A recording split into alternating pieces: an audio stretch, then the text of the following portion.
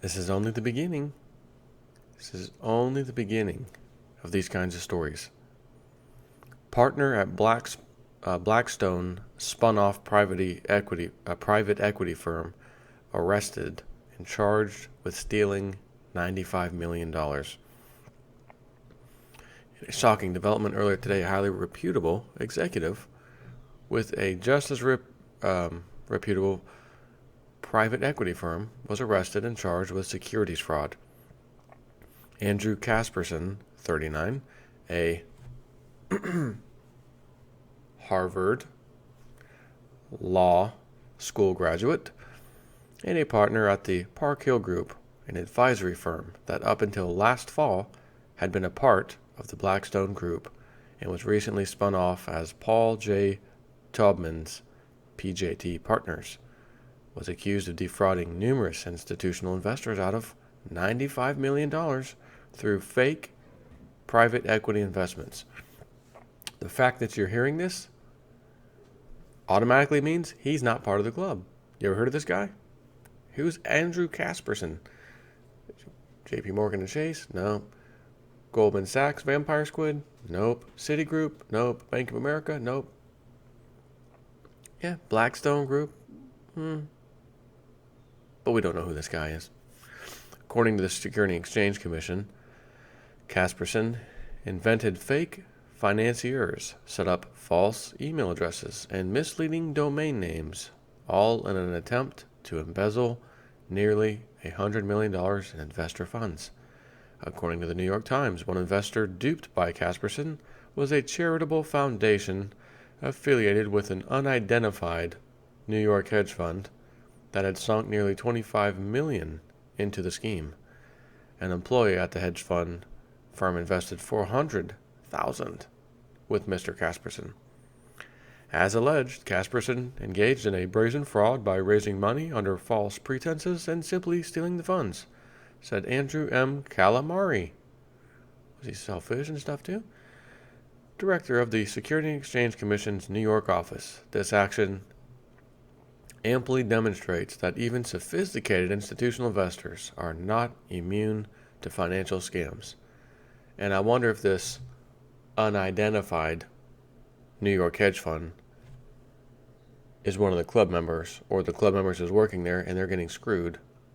So they sick their dogs after him. Securities and Exchange Commission, go after this guy. He's not one of us and he tried to screw us. Go get him. Sick him, boy. Because if that was us, you wouldn't be doing nothing right now.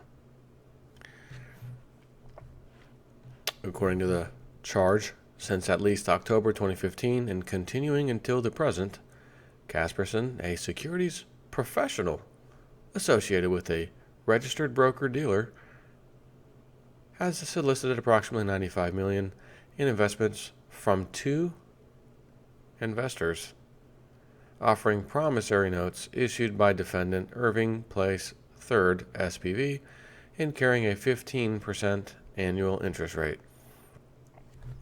There's your sign that you're dealing with a Ponzi scheme or some kind of scheme when you have absurd interest rates promised to you. How many times do people have to hear this and see this happening to realize the next time it comes to you, it's probably too good to be true, right? If it looks like a duck, quacks like a duck, and walks like a duck, it's a duck. Or in this case, a fraud. High interest rates? Yep.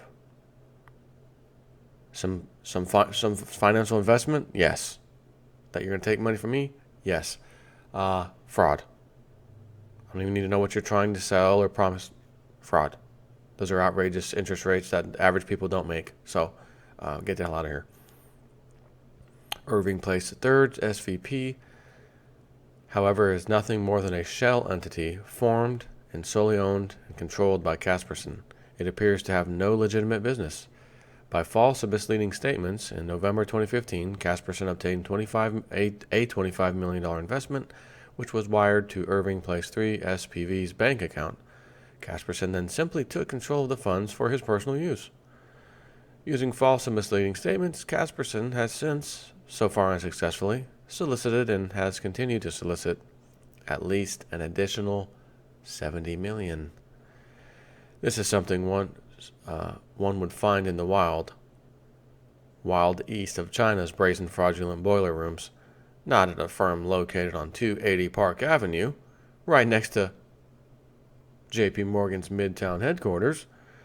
What is more surprising about this theft is the complete lack of internal controls at Casperson's firm. What do you mean? What's surprising? That's what they went into business for. There's nothing surprising about that. They went into business to steal money. PJT Partners, the firm run by the investment banker Paul J. Tubman, that now owns Park Hill, said in a statement that it had terminated Mr. Casperson and was cooperating with authorities. The firm said that after learning of potential improper behavior by Mr. Casperson, it conducted its own internal investigation, where have we heard that before, and reported the matter to federal prosecutors in Manhattan. Yeah, the firm said that after learning about, what was the word they used? Improper behavior. Afterwards, we went to the federal authorities. Oh, you mean you got caught, you realized you were getting caught, now let's go to the authorities like we just figured this out. Nice try. Since the inception of our firm, an unconditional principle, hold on, I gotta get postured up for this one. Since the inception of our firm, an unconditional principle of integrity has been a core value as we build a lasting franchise, said the statement from PJT Partners. Our commitment to clients begins and ends with honesty and transparency, and strict adherence to these values is the absolute cornerstone of our firm. Does anyone else want to give us some money? No. Nice try. What is also ironic is that in this case, the apple did not fall too far from the tree. As the New York Times writes, Mr. Casperson is a son of Finn M.W. Casperson. Who's this? A Wall Street financier and philanthropist. Oh, really? Philanthropist. Who committed suicide in 2009. At a time when he was battling cancer and his name had become embroiled in an overseas tax evasion investigation. Apparently now it's his son's turn. Federal authorities said the scheme began last summer and ended only a few weeks ago. The Securities and Exchange Commission said in its complaint that Mr. Casperson had raised money through a fake investment vehicle he set up that sounded similar to the name of an actual investment vehicle, which also was a client of Park Hill. Mr. Casperson made up email accounts and invented employees and even went as far as to create a fake domain name. The authorities said it is unclear if CaspersonEmail.com was part of the fraud, and if Andrew was using a personal BlackBerry to conduct this brazen fraud. Well, he probably realized, Hillary Clinton at the top of the freaking federal government can use her personal email for classified stuff. Hell, I could use mine for financial stuff. I mean, gosh, it's tiny compared to Hillary Clinton. As the economy goes south once again, and the markets turn south once again,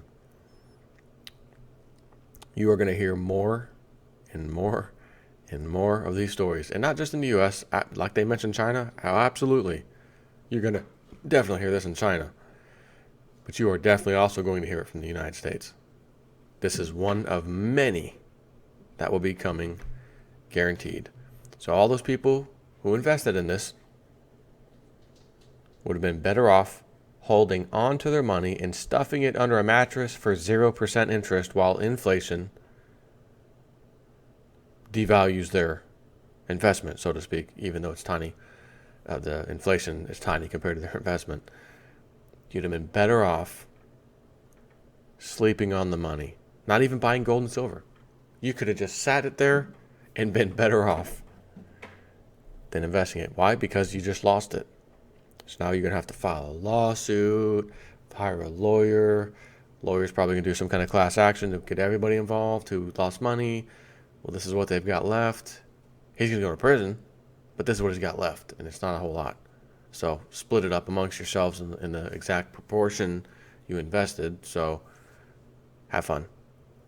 Who in the hell wants to deal with that? Wow. Take care.